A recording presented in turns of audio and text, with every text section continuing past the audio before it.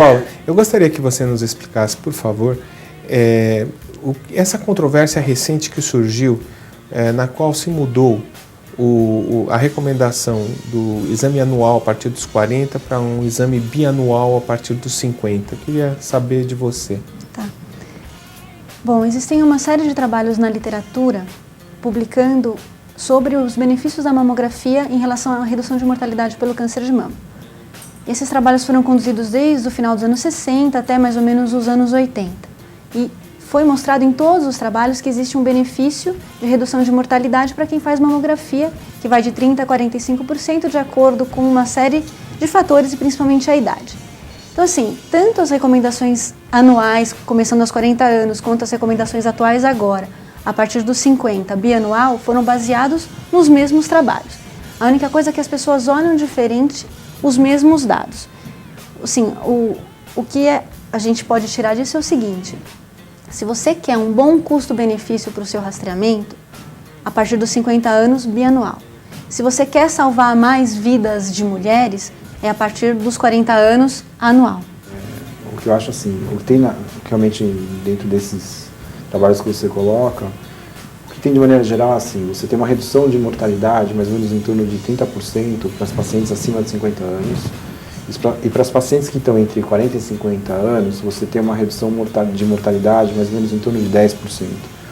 O que acontece, que gerou a polêmica, é que assim, dentro dos vários programas de screening que tem, e eles são com desenhos diferentes, isso depois você até pode comentar um pouco em relação a fazer mamografia com uma incidência só, com duas incidências, mas de maneira geral, alguns mostraram que não teve benefício fazer mamografia entre 40 e 50 anos, e outros mostraram essa redução. Então, em função dessa controvérsia, eu acho que saiu mais associado provavelmente a um problema econômico, é que veio essa normativa do Task Force americano.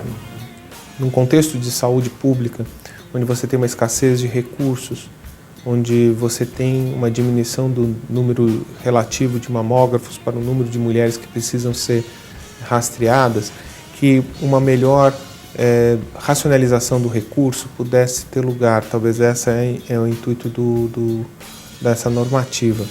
Todavia, nós aqui no Einstein, que temos o recurso para fazer o melhor pelas pacientes e que interpretamos nossa missão como sendo realmente salvar o maior número possível de vidas, e que temos todos os recursos para, com o menor risco possível, lidar com eventuais exames que sejam falsos positivos, que são inclusive mais frequentes na faixa etária mais jovem, eu acho que o nosso papel é mesmo rastrear todas as mulheres a partir dos 40 anos, quando não tem risco familiar. E se tiver risco familiar, provavelmente baixar essa idade. O que eu acho é o seguinte: esse ano que passou, em julho, saiu um trabalho da Cochrane.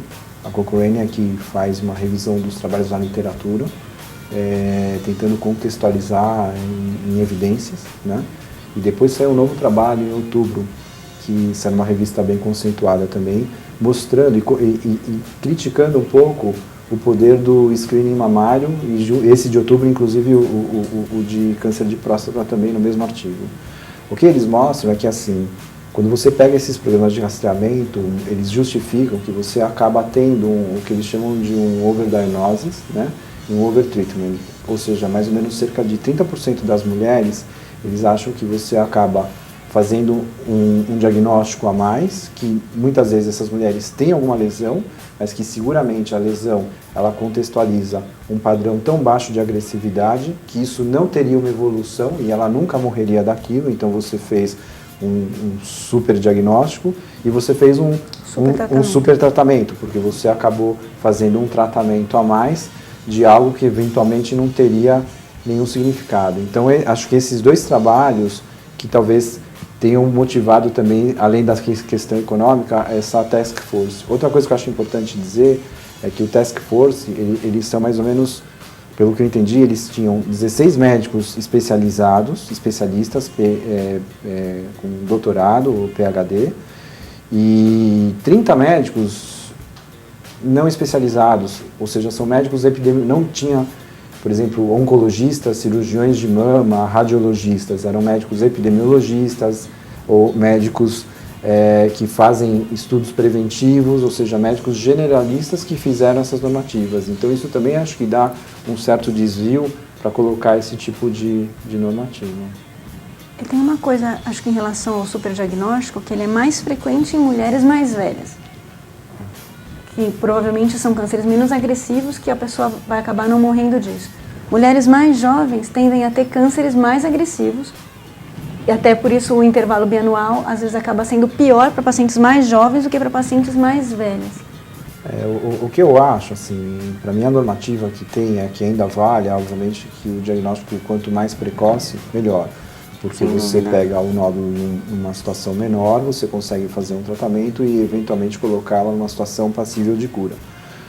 O que acontece, por outro lado, é que dentro desse trabalho que ele coloca, você pode ter uma transposição para o futuro, porque o ideal seria o quê? Você vê o nódulo, independente do tamanho dele, e se você soubesse que a biologia desse nódulo tem, por exemplo, características de baixa agressividade, que provavelmente nunca evoluiria, então, puxa, essa mulher talvez você pudesse submeter ela num programa de rastreamento, acompanhamento, né?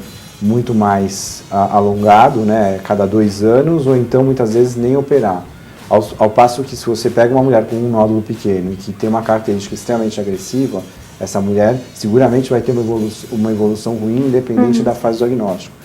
Como a gente não tem nenhum método que consegue... A gente sabe quem vai e quem não vai, identificar que tipo de tumor vai ter uma evolução ruim, que tipo de tumor não vai ter, então a gente ainda parte da premissa que quanto mais precoce você detecta, você resolve. Tanto que as curvas de mortalidade mostram que nos países que você tem um diagnóstico precoce, você tem um decréscimo da mortalidade global.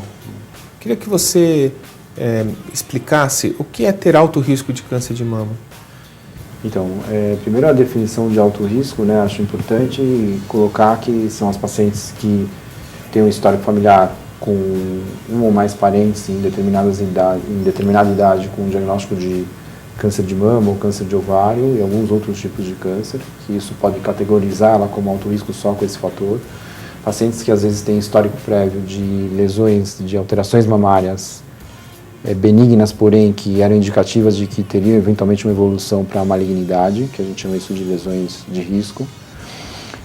Ou pacientes eventualmente que fizeram tratamentos, por exemplo, por um linfoma e sofreu radioterapia no tórax durante a juventude ou infância, e essas pacientes também teriam eventualmente um risco aumentado para câncer de mama. E existem outros fatores também, mas são fatores que a gente chama de epidemiológicos, que são fatores de menor risco, que seria em relação à idade da primeira menstruação, em relação à idade da menopausa, em relação ao uso ou não de reposição hormonal prolongada e por aí vai. As pacientes que são de alto risco, elas não começam a mamografia aos 40, né? Em média elas começam em torno dos 30 anos, tá? E fazem anual a partir de então. Então o grupo de alto risco, elas têm um esquema diferente. O que a gente está falando é do risco padrão, que é anual a partir dos 40. Exatamente. A gente poderia talvez resumir, né, o que nós discutimos aqui.